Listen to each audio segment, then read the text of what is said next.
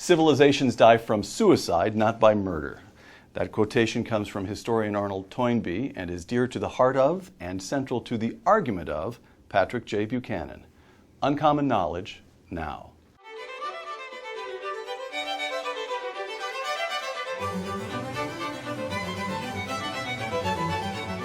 Welcome to Uncommon Knowledge. I'm Peter Robinson. We're shooting today in Washington, D.C. Speechwriter for President Nixon, communications director for President Reagan, candidate for president himself in 1992, 1996, and 2000, and longtime television and radio commentator Patrick J. Buchanan is the author of more than 10 books. His most recent book, Suicide of a Superpower. Pat, welcome. Good to see you again, Peter. I suppose in the interest of full disclosure, I should note that we've known each other since I was an intern for you when I was in college in 1977. I don't know about you, but I get a backache when I say that. I didn't recall it being that far back, 1977. Remarkable. Yeah. All right. I was 3 years out of the Nixon White House. That's exactly right. Mm-hmm. Civilizations die from suicide, right, not by murder. We'll come to the argument by argument in the book, but why do you lead the book with that quotation? Well, because I think the West is disintegrating. It's the greatest civilization the world has ever produced, and I think it is dying. Take a look at what happened from the day, for example, my father was born in 1905. Western empires controlled the entire world, with the addition of Japan and Asia, 6 or 7 countries, America included, controlled the entire world. We went through 2 world wars that carried off something like 100 million people, most of them Western peoples. And as a consequence, I think all these Western nations, they all lost their empires. Almost all have lost their armies and navies. They have lost their basic fundamental Christian faith. Certainly Europe, the Pope says, is a desert of godlessness. And as they have lost that, their culture has begun to disintegrate, and the people have begun to die. There's not a single Western nation whose native-born population has a birth rate that will enable it to stay in its present form through this century. Take a country like Italy. It's got a birth rate. Each new generation is 1/3 smaller than the last. Russia is going to lose 25 million people between now and 2050. It's already lost 10 million since independence, say, in 1990. Japan is going to lose 25 million people. You go down there, these are UN statistics. They're based on fertility records that go back when the nations began to die, basically to the mid-1970s. So I think you're going to see the West and its peoples shrink as a percentage of world population. All of them, I think, will be predominantly, in terms of their population by the end of this century, folks from the third world and from different cultures and civilizations. And the idea they're going to preserve Western culture and civilization, I think, is really putting hope over experience. I'm going to try to recover enough to continue with the show.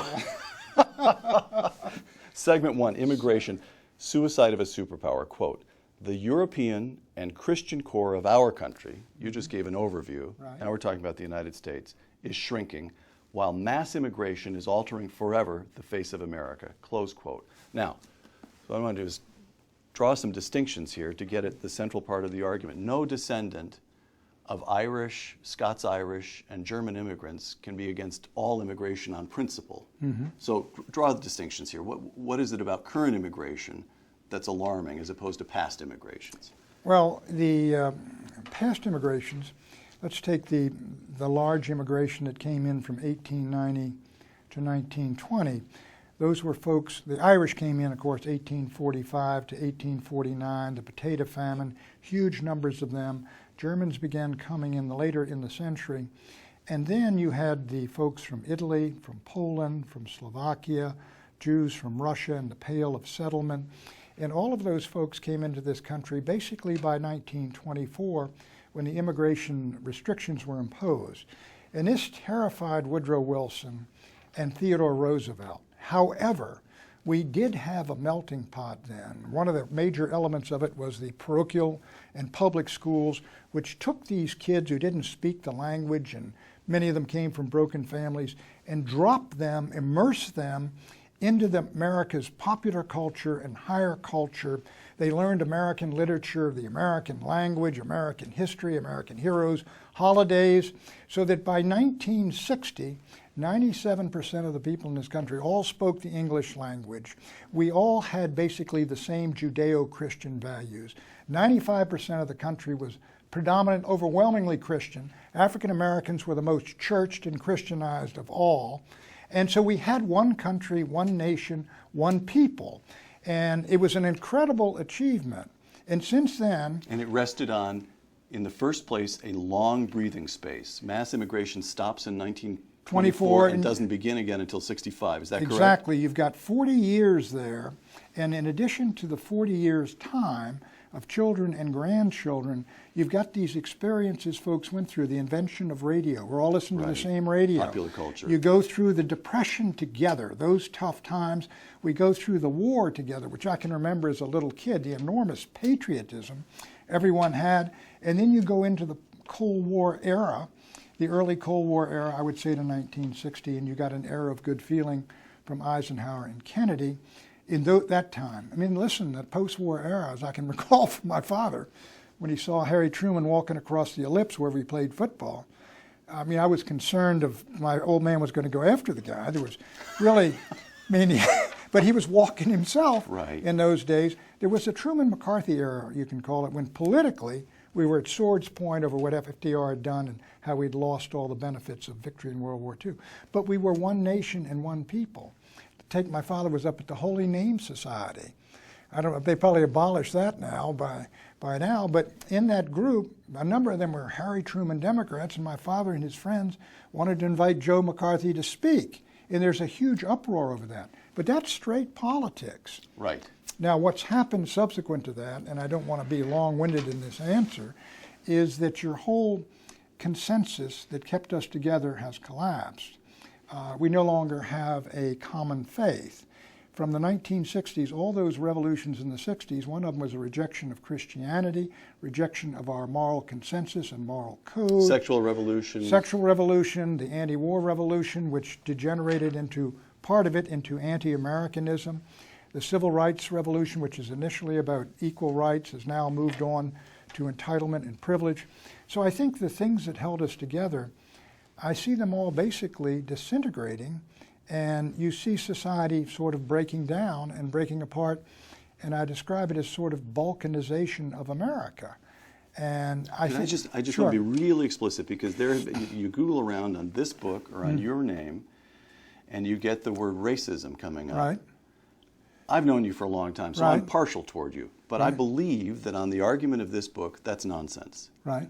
You're not saying one race or one ethnic group is, what you're saying is the country needs a breathing space to assimilate people, and it's trickier now than it used to be, because what you're assimilating them to, the matrix is cracking up. Right. Is that correct? It's not only that, but I do believe that it is, as I once said famously, it is far more easy to assimilate if you had 1 million Englishmen coming into Virginia than if you had 1 million folks, 1 million Zulu from my friend Chief Butalese's tribe. I mean, they have a hellish time assimilating them into South Africa, where they've worked together or lived together for hundreds of years. Now, if you've got people from all over Asia and Africa and Latin America that never before been assimilated, you need to have that basic melting pot. Needs to be more powerful than ever, stronger than ever, and you've got to have time to work with it. But our multicultural elites have thrown that out. People are urged to come into this country, retain their culture, their religion, their traditions, their customs, all the rest of it. So we are becoming like, I think increasingly, the Balkan Peninsula. Croats and Serbs and Montenegrins and Macedonians and others. And the major problem, I think, on immigration, and these folks are Catholic folks by and large, are the folks coming in from Mexico and from Latin America. There are now 50 million. It used to be about 2 million, and it's estimated at 135 million, predominantly in the Southwest. Right. I think those folks will culturally, socially, linguistically have one foot in Mexico as well as one in the United States. And are you risking a giant Kosovo in the United States of America? And so I think these are things, look, if you took say 100,000 Hispanic Americans and do as George Washington said, all the immigrants should be moved around to various communities so basically they can assimilate more Or easily. Samuel Huntington, the late Harvard Right. professor, wrote a book in which Huntington was no liberal. Right. No, excuse me, he was no conservative, but he said the problem here, Right. he identified in particular one problem. In the old days, immigrants tended to disperse. Right. Italians violated that to some extent. To this day, 80% of people of Italian Right. descent live within 500 miles of New York, but still, they disperse, they learn the language. What's You different learn now... something new every day, 80%. Yeah, it's a high percent. Right. And but now you've got across the Southwest a Right. huge population that's not dispersing, was Huntington's argument. That's Right. something new and something uniquely in our history threatening Right. to Well, the it's wider enormous. culture. I mean, you have 135 million. You have a fully, I mean, that's about 30 million more than there are people in Mexico. You have a nation within a nation. Yeah. So let me try this one Right. on you. My friend Victor Davis Hanson, you and he have gone after each other in print a Right. few times. Right. Victor lives in Selma. He's 4th or 5th generation in a ranch in the Central Valley of California. He has seen Tell immigration. Victor good luck. Well, he's seen it all with his own eyes. Sure. Victor says, today, California, his beloved California, there's no problem that 20 years of cooling it wouldn't solve. Mm-hmm. So Well, what I'm trying to say is, if you could Well, put if a I wall could- on the border, would 20 years solve the problem, or is it gone? You know, well, How dark is your view? Well, That's what I'm asking. I think you've got, if there is a solution, this would be it, as I argue at the end of the book. First, you've got to put a security fence on the border because we're being invaded, basically. And they're not evil people, but they're coming in here because what is here is a lot better for them than what they leave at home. Do a security fence on the border and do all the things to stop illegal immigration. I would stop Enforce the law. Start there. Force it, yeah, and I would legal immigration. I would halt all legal immigration, except for obviously there's some cases like for about 250,000 a year could come in, but stop it until unemployment gets to 6% in the United States.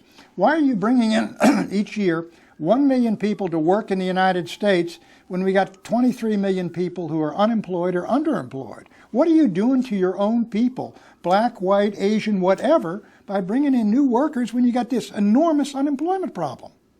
It doesn't make sense. And you mentioned legal immigration. Halt that for a while. Oh my goodness. The point is Americans are deeply ideologized, if you will, to say immigration good, and therefore we can't stop it. Something's wrong if we do. But we did stop it for 40 years. And during our first 60 years of existence as a nation, there was virtually zero. I mean, there was a very small immigration, something like 20,000, Right. I think, in the 1820s or something like that. Right. So you have to, but this is one of the reasons it's suicide of a superpower. You can't even discuss these things. Yeah. And so, and if you can't, then you're not going to solve it. Right. Segment 2, faith. You begin Chapter 2 of Suicide of a Superpower, which is entitled, Chapter 2 is entitled The Death of Christian America, with 3 quotations. Woodrow Wilson, America was born a Christian nation. Harry Truman, your dad's favorite. Right. Harry Truman. That was in a letter to the Pope Harry Truman wrote. Probably wasn't a fan of his coming from Missouri and where he did. That Go could ahead. be. So the quotation is, Right. this is a Christian nation. Barack Obama, the third of these quotations, we do not consider ourselves a Christian nation. Explain the significance of those 3. Well, Christianity, and both the Protestant Catholic versions, if you will, Catholics about 1/4 of the country or were, this is basically the cradle faith of Western civilization. The Roman Empire collapses and you come into, quote, the Dark Ages. They weren't all that dark. Christianity basically revived Europe, created and defined the new Europe, Christian civilization, the West. That is the cradle faith. That is what holds us or held us all together as a community and as a civilization. Now, the faith is dying. It is dead, as I said. The Pope says, it's a desert of godlessness in Europe. This Pope said that, This Benedict Pope XVI. said, yeah. Right. And more people go to mosque in Great Britain on Fridays than go to church on Sundays. So Christianity is dying or dead in Europe. In the United States, the number of Christians is down to 75%. What does this mean now? It means one of the things that held us together is gone, but secondly, Christianity is the basis of your moral consensus, the moral code by which a community lives. And we know from post-1960s, Look at all these culture war issues. You got the abortion and homosexuality and gay marriage and stem cell research, all these things ripping us apart. These divisions are rooted in the death of faith in the hearts of minds, or its non-existent, of a huge slice of the population and probably a majority of its elite. So we have basically, as someone said famously at Houston in 1992, a religious war going on in this country. Pat, Christopher Hitchens, the late Christopher Hitchens, right, on this very program, quote, "Our knowledge of right and wrong is innate in us. Don't need religion for morality. We know that we can't get along if we permit perjury, theft, murder, rape," close quote. Now, I'm being provocative by putting those in the words of Christopher Hitchens. I don't want to get in a fight over the catechism with a graduate of Gonzaga and Georgetown, but isn't it the teaching of the church itself that we have natural law graven in our hearts, a matter of conscience, that basic morality precedes religion? So isn't there some hope? And is consistent with true religion. Exactly. Right. Perfectly consistent. All right, let's take the issue. Do you see what I'm arguing here? I see exactly what you're arguing. Go ahead. And but let's take a look at the issue of abortion. 53 million abortions.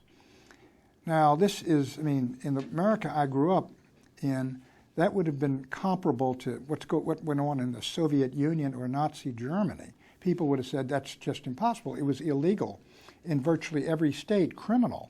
I mean, Armand Hammer's old man was an abortionist who went to prison.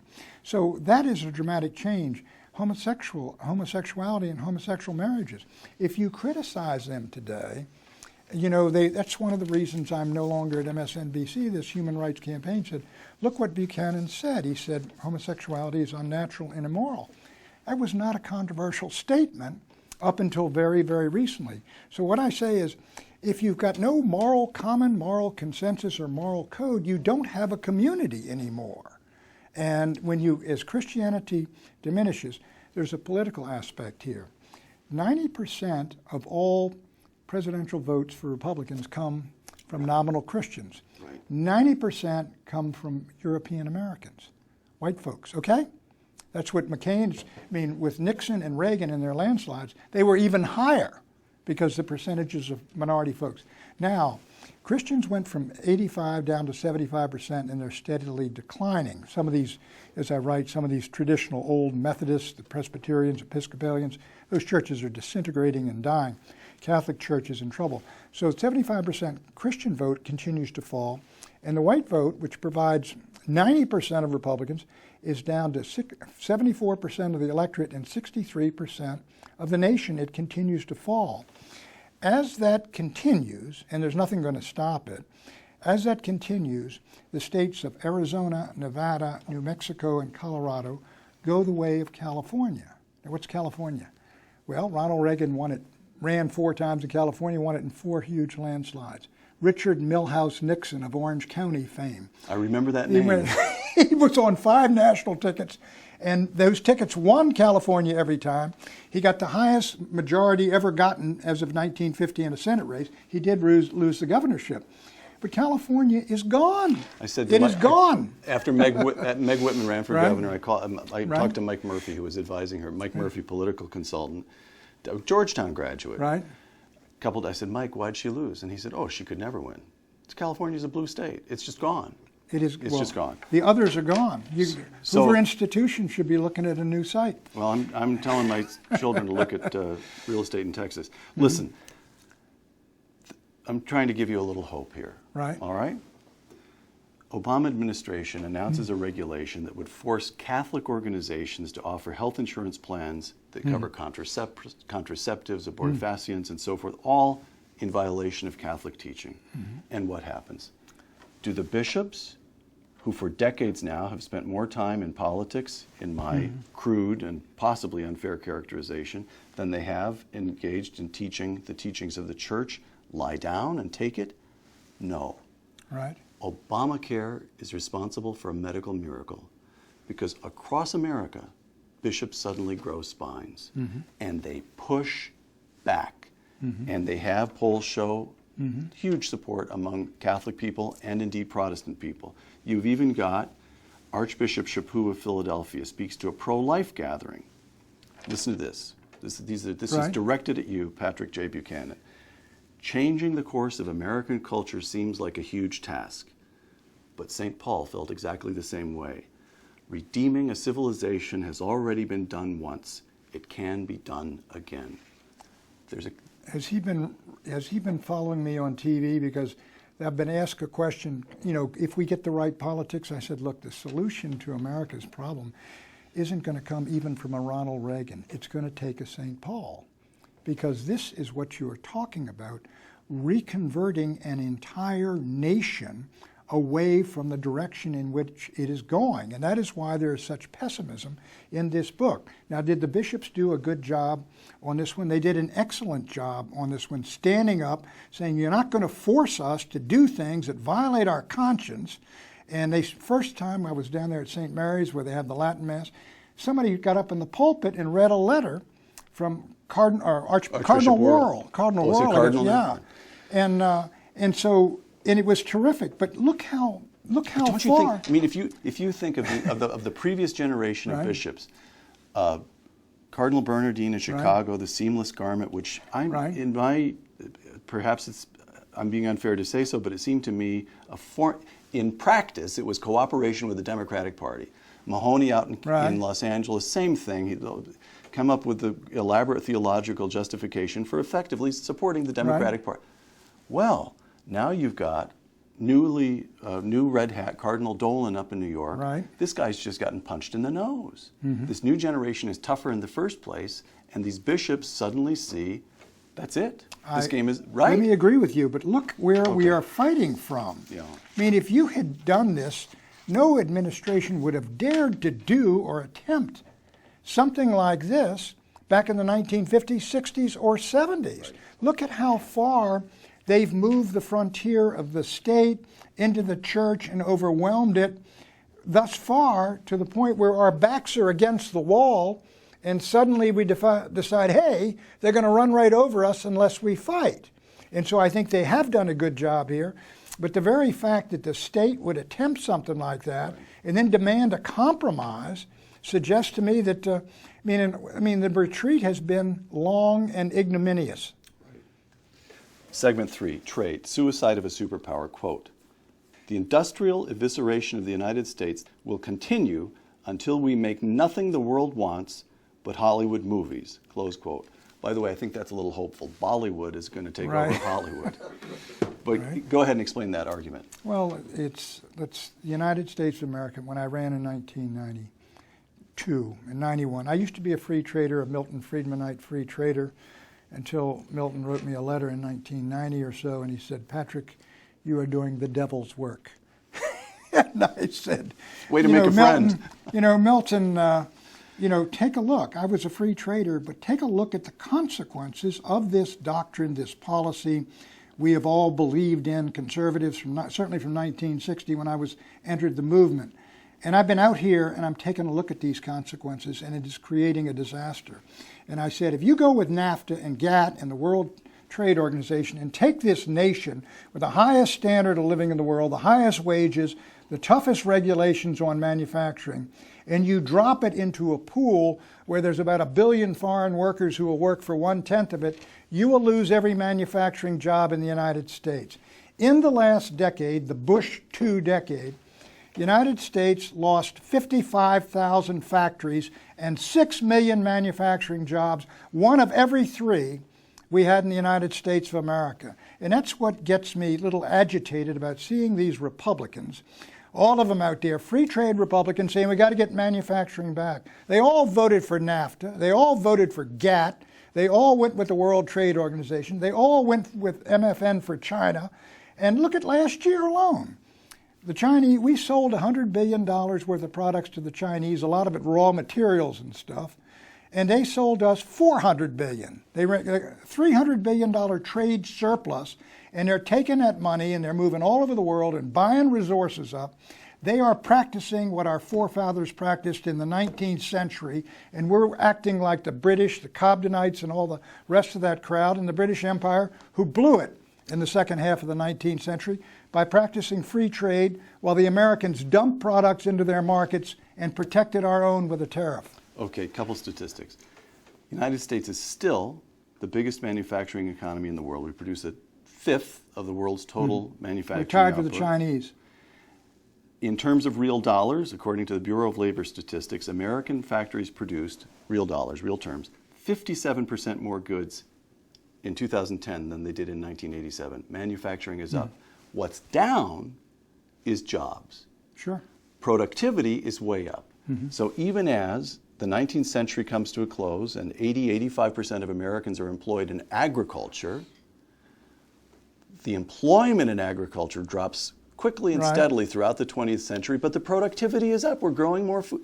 Likewise, manufacturing, the factories are manufacturing in the last 6 months. I may be wrong about this because the data I was looking at may be about a year old. I can't remember, to tell you the truth. But in any event, manufacturing is growing pretty quickly and was for a period in the last 18 months the hottest, most quickly growing sector. You're saying Obama's doing a good job? I'm saying that, well, I'm saying your argument, what you want, you're talking about manufacturing jobs rather than about manufacturing. So I'm saying your argument is, I'm putting this to you, in the first place, it's not with free trade, it's with what the teachers' unions have done to American education. If you want Americans to be competitive in the world, you got to get them good schooling. And your argument is, with all these regulations that make a factory owner say, well, now wait a minute here, do I employ 10 more people, or do I make a capital investment in a piece of machinery that's never going to have to collect Social Security, on which I'm not going to have to worry about Obamacare? So those are your arguments. That's what I'm putting to you, Pat. Who's going to make the machinery? Who's going to make the robots, all of these things?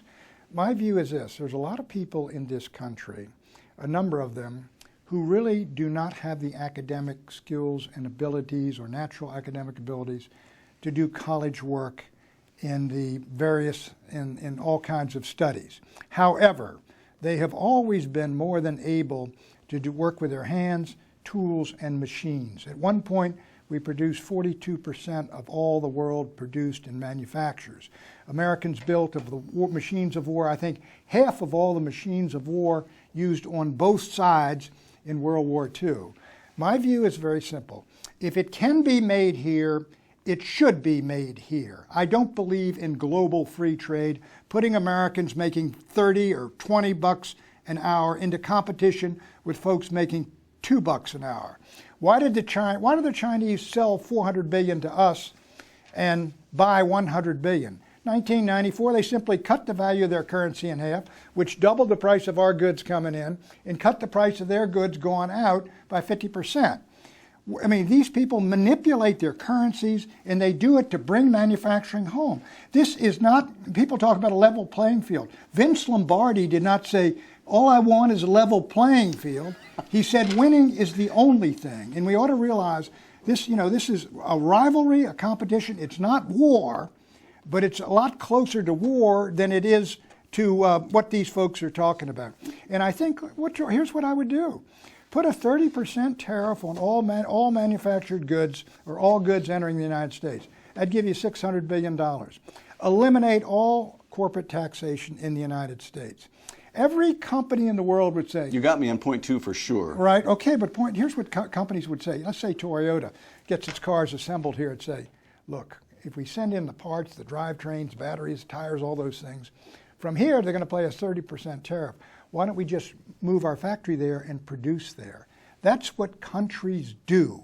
And so I'm saying that economic nationalism, which Russell Kirk told me to... Late Russell Kirk said, Pat, use economic patriotism. We don't like nationalism. I said, that's fine.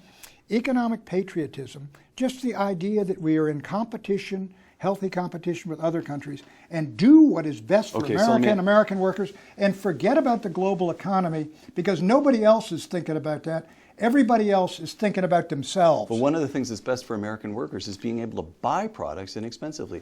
Well, look at the camera and say, ladies and gentlemen, join the Buchanan program, and you will pay twice as much for everything you buy at Walmart, which is the largest retailer in America, and also, by the way, the largest employer in America. You slap on tariffs, and all the stuff they buy in China is going to jump in price. Do you see what I'm saying? Sure. Let me talk to your camera. All right.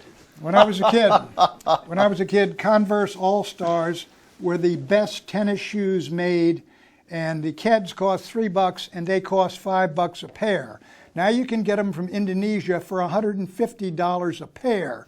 Do you really think it costs that much to make them? Of course not. That's just what they charge in the United States over and above how much it costs to make them over there. Listen, you bring these things back to the United States, well, everybody's going to have to compete here. The idea that, as long as you got that tariff, you take all that revenue, cut the taxes on producers here, and they will beat everybody in the world. So markets don't really work. Markets, look, I believe in a freer market than we have right now, but I do believe in national borders for markets. What kind of globalist says it's a good thing if our factories move from here to China? Last question. Because maybe we get something cheaper. Are you signed up then with the Romney program on China?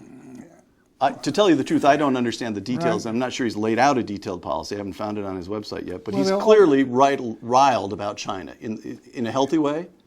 He is. And it's a start. Well, listen, I've seen, Mitt Romney has talked about, he has said, people say if we do this, we're going to be in a trade war. You say, what do they think we're in now?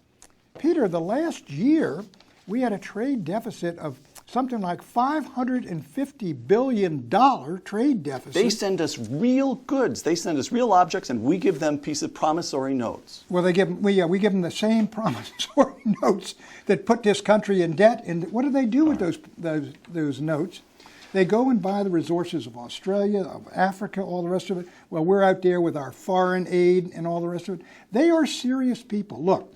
The Chinese are sacrificing now, as you say, they're taking paper, their people are sacrificing underpaid. Consumption for sure. They're sacrificing the present for the future, and we're sacrificing the future for the present. They will own the future as we own the present. Segment 4, The Empire.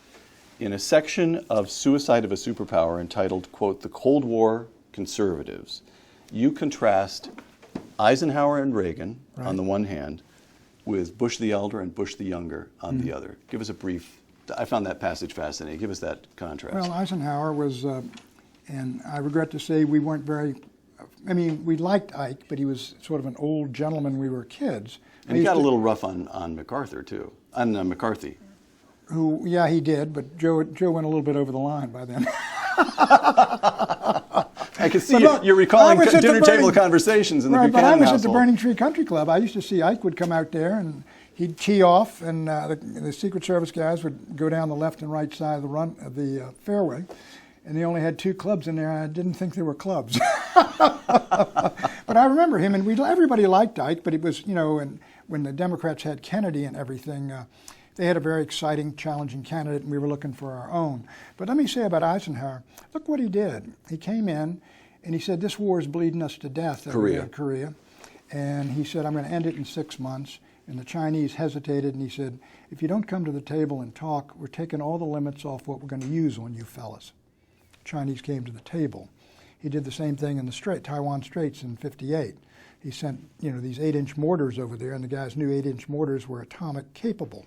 So Ike was a very tough guy, but he didn't want to he'd seen war. He didn't want to get his country into another war. And I think he did a tremendous job building up our defenses. And from the time the Korean War ended, about, 6-8 months into Eisenhower's administration? June '53. Until he left office, how many Americans died in combat? 1. A sniper got a guy in Lebanon, only 1. Just to make your point. Well, that's exactly right. And look at Reagan. You worked with Ronald Reagan. We worked in the White House. And I'll tell you a story that Marlon Fitzwater told me. He was in the Oval Office. Press Secretary Marlon Fitzwater. He was in the Oval Office with one other fella on the day of the inaugural of his successor, George H.W. Bush, and Reagan came in and said, worst mistake I ever made was putting those Marines in Lebanon. Then Reagan went, saluted, and left. And that was right. That's one thing, Reagan thing he did that I opposed, because I'd been over to Israel and everything, and the Israelis said, we're going to take us up to Beirut. They'd already overrun southern Lebanon. And then they said, we don't think you ought to go. And I said, the only reason we aren't going to go is because they're not going to throw rocks at us. They're going to shoot us. Right. So if that's the situation, why should we put Marines in? We shouldn't put them in. So what did he do? Grenada, he did Lebanon, and one of the speeches I wrote, was the attack on Libya. Right. And look what happened after that. Of course, they blew up that Pan Am plane in Right, Lockerbie. Lockerbie. But anyhow, Reagan believed in building up and dealing from strength, and looking at the Soviets who believed in that. Reagan can lay out all these cards. This is everything we got economically, militarily, et cetera. Now let's deal. And I believe in that in the Bush 1 and Bush 2. I remember late Hugh Sidey told me, and we went over to the last day, or it was they gave Reagan a Medal of Freedom. I was invited there. That's right. Were you there? We were in the room together, the East Room together. That's right. Yeah, the East Room together, and that was after I'd run against Bush 1, and I was way high up there, Peter, in the balcony.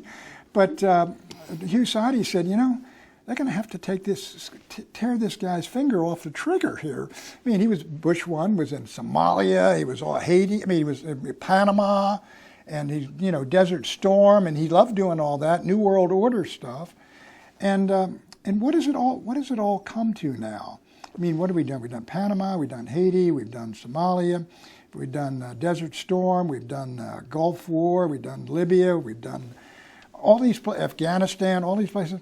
What have all these things availed the United States in the last 20 years as we have steadily begun to lose global leadership to China, which hasn't gotten itself, it seems, into any wars? What have all these wars availed America? So the counter argument would be Ike and Reagan demonstrate wonderful restraint, admiration, fully do them.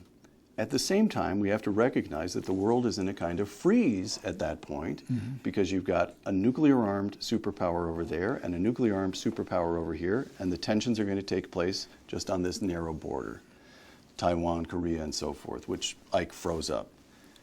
Bush 1 comes along and the Cold War ends. Right. Bush 2 comes along and it's long over. The Soviet Union was never responsible for an atrocity like 3,000 dead on our own soil. Bush 1 and more so Bush 2 are in a completely different situation where the world is suddenly open and dangerous in a way that it wasn't. It was ultimately dangerous. Bush 2 is not facing a nuclear threat like Ike and Reagan, but conventionally the thing is much hotter all of a sudden. What does it avail us? The argument is Al-Qaeda is fragmented. Iran is a crude place, but it represents a functioning democracy, at least for now. We've seen an Arab Spring, which offers the hope of, for the first time in Arab history. Pretty hopeful on this thing? Well, it's the hope of some kind of government that bears some relation to the consent of the governed. In other words, you could say that he got us someplace. Well, the point is we are not responsible for all these things. A lot of these have just occurred. On Afghanistan, I would agree with this, all of us.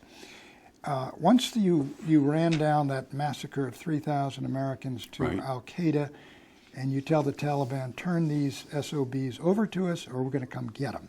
Right. And the Taliban says, no, we said, we're going to ask you one more time. Turn them over, we're going to come get you.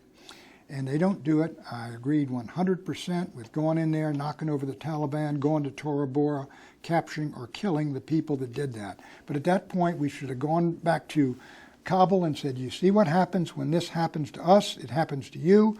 Now, don't let it happen again, or next time it's going to be worse. Goodbye and good luck. What are we doing in there trying to build a nation out of this 7th century civilization over there? You know Burke. What did he say? Men of intemperate minds can never be free. Their passions forge their fetters. Take a look at what's been happening the last week, where all these nutballs are running around the street because their holy books were burned. Right. All right? I'm not saying they're bad people and they're very devout, and I have nothing against them. But the idea that you can turn that into the, into the Belgium, 13 colonies is preposterous. Okay. The suicide of a superpower. Quote, the more we shrink our defense perimeter, the greater the gain in national unity behind our foreign policy. All right, let's see. I want to see how far Mr. Buchanan wants to shrink it. We still have 60,000 troops in Western Europe. Get them out of there. Bring them home. South Korea, 30-some thousand troops. Get them out. Bring them out and confine yourselves. Tell the South Koreans you've got an economy that's 40 times as large as the North, population twice as large as the North. We've got about 28,000 troops in there. We're going to take them off the DMZ where they're hostages. You put your troops there. American naval and air power will continue to surround the area, but we're not fighting another land war in South Korea. You want forward naval bases in the Pacific? You want Okinawa, or do you bring them all the way back to Pearl? I'd get them off Okinawa because we're already, Obama's bringing them off there. They're not going to build that new air base in the north of Okinawa. I would bring them back to Guam. Bring them off these foreign territories where a lot of people are sick of having occupation troops, like when they call them like guests. After 3 or 4 days, you get tired of them. Okay, now let me I just want the distinctions here. So get the ground troops home. What about the United States Navy? You want to build more carriers? You want to shrink? You want to build the Navy down? Or no. I think the Navy needs to be very, very strong because basically we are an island continent. It's got to be strong because that's one of the you have to be able to project power and force on adversaries. But as Gates said, Secretary of Defense, anybody that recommends the United States fight another land war on the Asian continent ought to have his head examined. Which he said at West Point. It's not as if nobody was listening. He chose the audience. Right, and that's right. But we're not going to send another army. I mean, when I was a kid, we sent 350,000 to Korea, 525,000 to Vietnam. We're not going to do that again. Iran. Let them have the nuke? Well, I don't think Iran, I'm not sure Iran. First, I agree with the folks that are saying these people are rational actors. I can't think back in history the last time they attacked anybody. Iran is a country which is between 1/2 and 2/3 Persian. It's got Azeris, it's got Kurds, it's got Arabs, it's got Baluch, all of whom want to break away. They don't want a war, all-out war with the United States because they could get that in an afternoon. I mean, they could have, my friend, the Saudi ambassador, if they'd blown him up at some restaurant, which I think it's sort of suspicious, this so-called attack on the United States by the Iranians. Right. Look, they've had It's suspicious in the sense that you're not sure the Iranians did it? I'm not. There was somebody sent some money over from Iran, but the idea that the Ayatollah was behind this, no, I don't believe it. I think they're much more. I mean, these are people that say, if they get close to a bomb, they're just going to throw it. They're going to give it to terrorists, and they're going to blow up Baltimore or they're going to blow up Tel Aviv or something like that. Do I believe that? No, I don't. No, I don't. So basically, I agree with the Obama administration that Joint Chiefs now, the Panetta and the Defense Department, that the United States, they have not made a decision over there in Iran, I think, to put together a bomb. There's no doubt. I mean, once I read my physics book and understood how you put together a uranium bomb, you have knowledge of it that increases if you're working on nuclear power. That's undeniable. But I don't think we want a war with Iran. Hold on. So the risk would be they get a bomb. They are now untouchable. They can now dominate the region. I mean, they're untouchable. You think North Korea dominates the region? I think North Korea is untouchable. Well, I think North Korea is in a position to... What have they done with their bomb?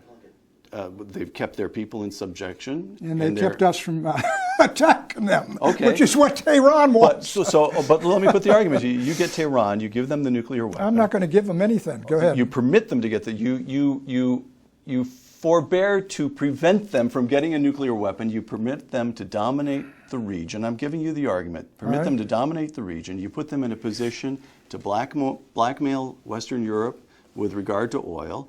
And we've got this guy, Ahmadinejad, who has said a couple times, at least a couple times, of which I'm aware, that he wants to drive Israel into the sea. Right. And you've got a population, small country, Israel, 3 correctly so to speak, placed nuclear weapons, and you've got a second Holocaust. And all of that, on top of which, who knows what they can hand off to terrorists. There's your danger. Well, let's start first.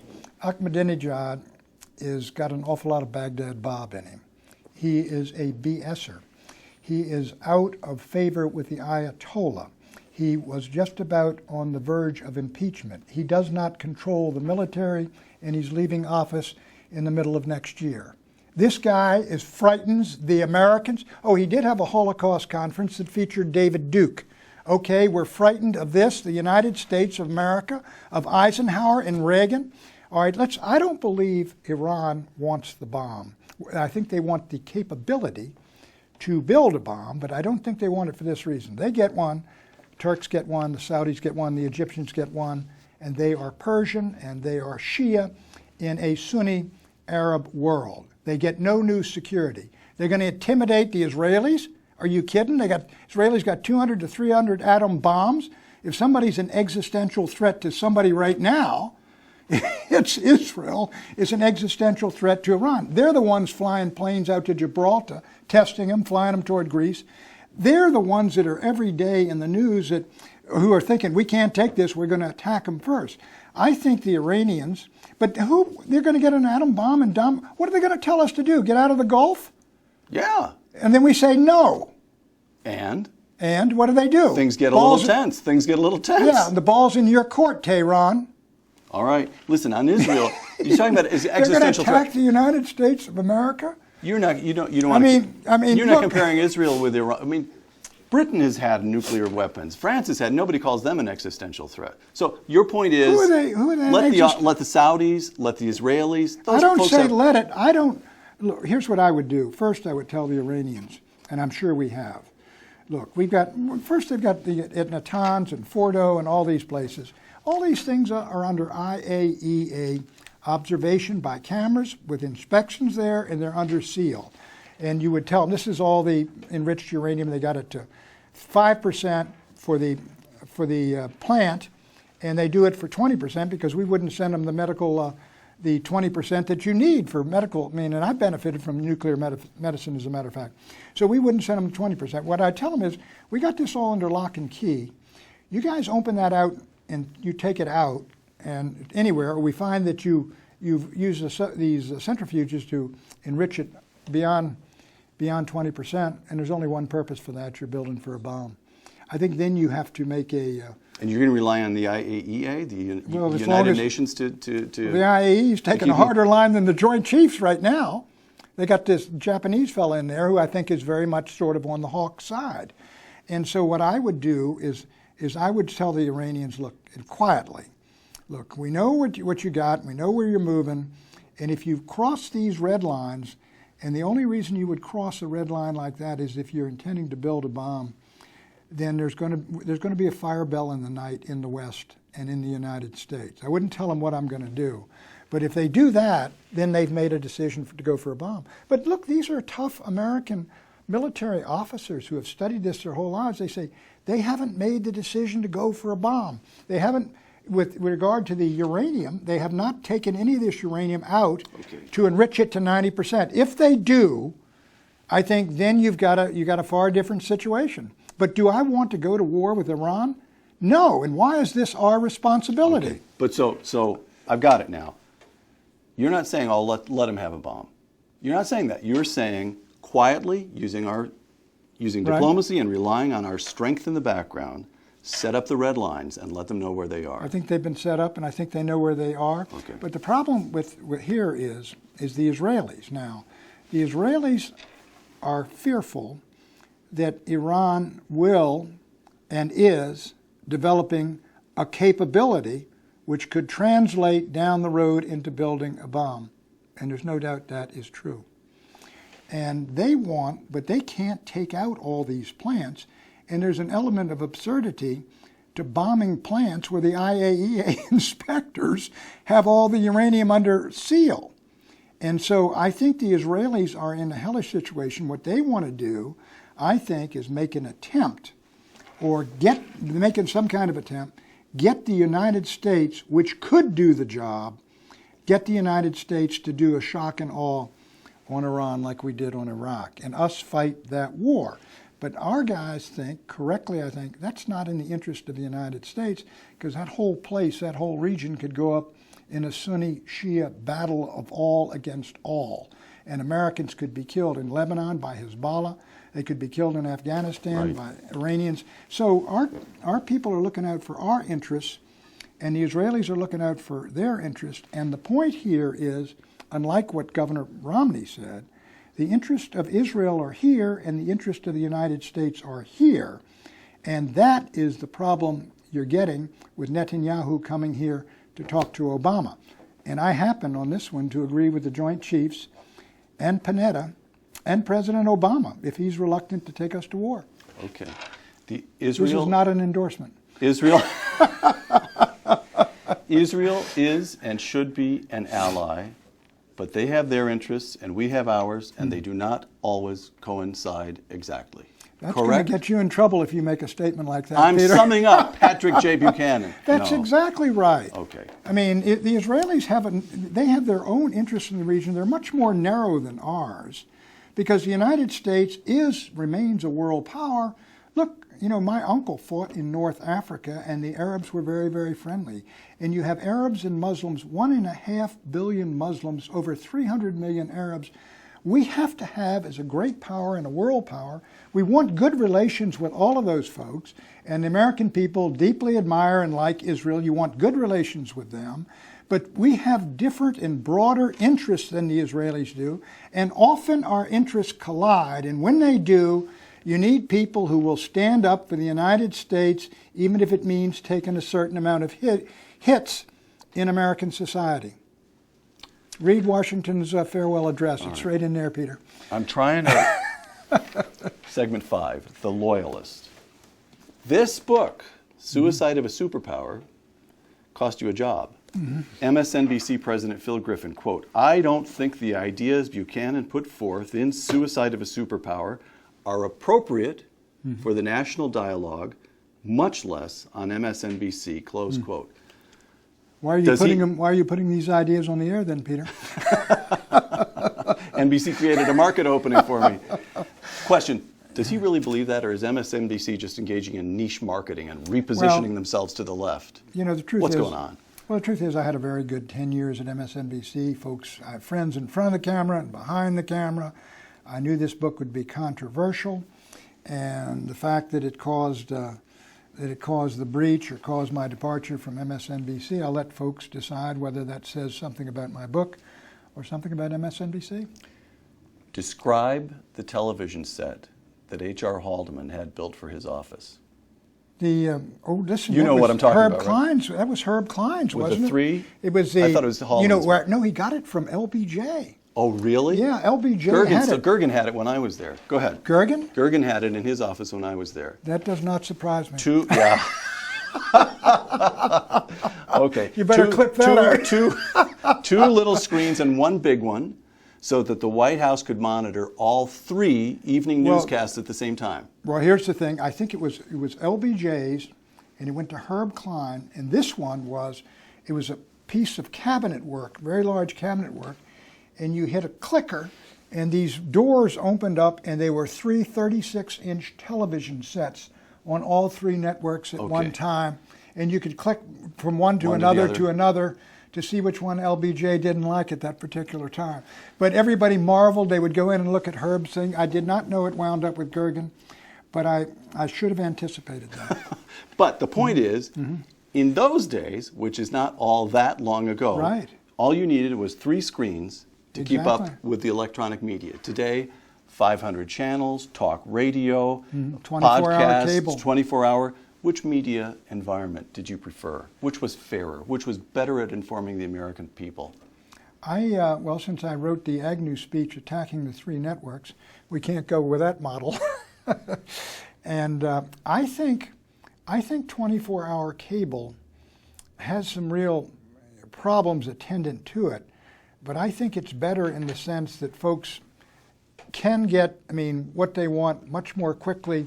And when you got only a half hour of news, and I don't know how much, I noticed in the Nixon administration, certainly, they picked and chose what they wanted to put on the air, and you felt like these people are controlling the communication devices by which we speak to the American people and the nation. They are standing on our windpipe.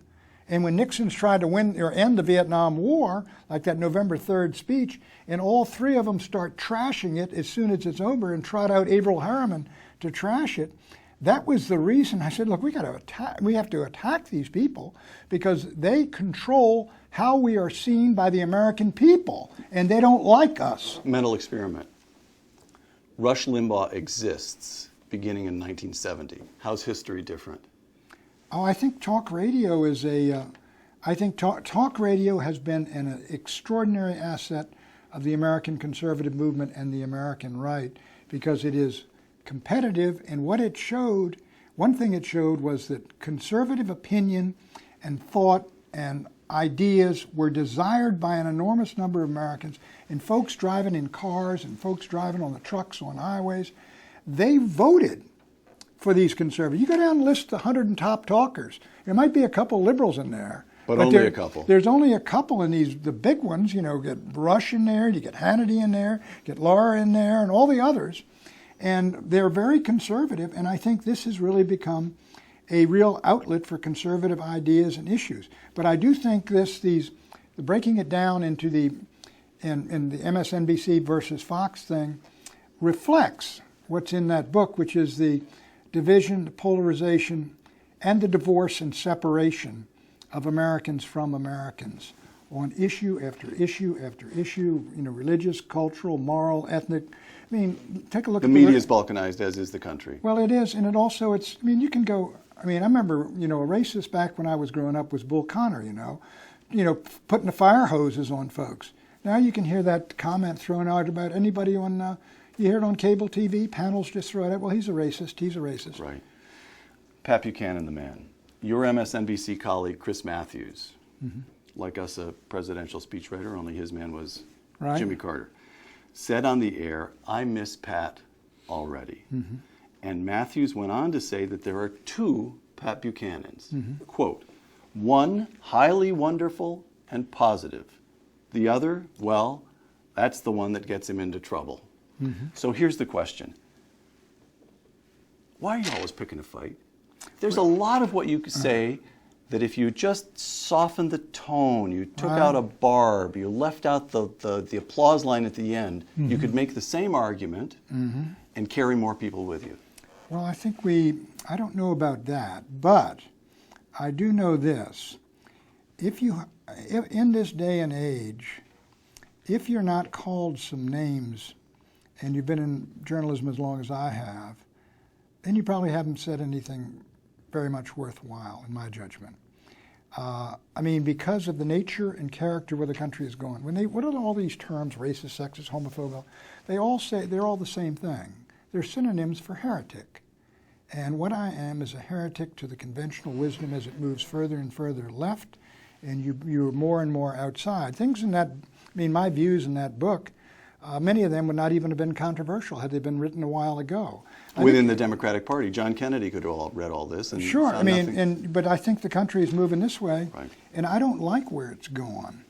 And I think what I've said in that book, I wouldn't take back a single word. And the people that don't like the book, they have not told me exactly what they don't like. I said, well, listen, of course we could redact something if you guys like in the paperback, but they won't tell me the paragraph.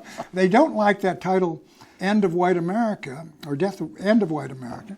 What is the problem with that? That's a chapter title, but you got it from the Atlantic or from some magazine. Well, that's the cover of the Atlantic magazine, but you got all these columnists saying, isn't going to be great in 2042 when the European or white population's in a minority? And I asked myself, hey, wait a minute. When people that look like me are in a minority, we're going to be a better country? Why? Right. Chris Matthews again, quote, "To Pat, the world can never be better than the one he grew up in as a young boy. Blessed Sacrament Church and Grade School, Gonzaga High School, Georgetown University. No country will ever be better than the United States of America of the 1950s." Close quote. Well, I think America, as I said, in the Eisenhower-Kennedy era, was a good country, a great country, the first country in the world. We had won World War II. We were leading the world in the Cold War. It was a united country. In many ways, post-1960, we have never really gotten that back. And what that book says is, I've come to the conclusion we ain't never going to get back the unity and the cohesion and the sense of one nation, one people under God that we had then. So that's my final question for you, Pat. Suicide of a superpower. When it comes right down to it, do you see this as a call to action or a lament? Well, if you're dealing with the political realm, like trade, you could solve, and we talked off camera, you and I could solve the Social Security problem. We could get a liberal fellow right here, and we could all get together and solve it in an afternoon. I can solve the problem of manufacturing and trade and all those things. I think the answers are in there. But if you're talking about the disintegration of a society, its breakdown, morally, culturally, politically, not politically, morally, culturally, socially. I would add, come to think of it, I would add politically. I think, as I said, you need a St. Paul. You don't need a Ronald Reagan. And I think that we've moved beyond that. I mean, take a look at this world. I got a chapter in there of 18,000 words about a disintegrating world along the lines, first, of ethnicity and race, and secondly, of religious fundamentalism. Chris Matthews, one final time. Loyalty defines Pat Buchanan. So I'm going to start something and let you finish it. Then outspake brave Horatius, the captain of the gate. To every man upon this earth, death cometh sooner or late. Over to you, Pat. Over to you. Now. And how can man die better than facing fearful odds for the temples of his fathers and the ashes of his gods? Patrick J. Buchanan. I don't know where that came from. Author of, I heard you, I knew you loved it. Lays of Ancient Rome, Macaulay. Sure. Patrick J. Buchanan. Thank you very much, Facing Peter. Fearful Odds, Suicide of a Superpower. Thanks, Pat. You've improved dramatically since you were an intern, Peter. For Uncommon Knowledge, I'm Peter Robinson.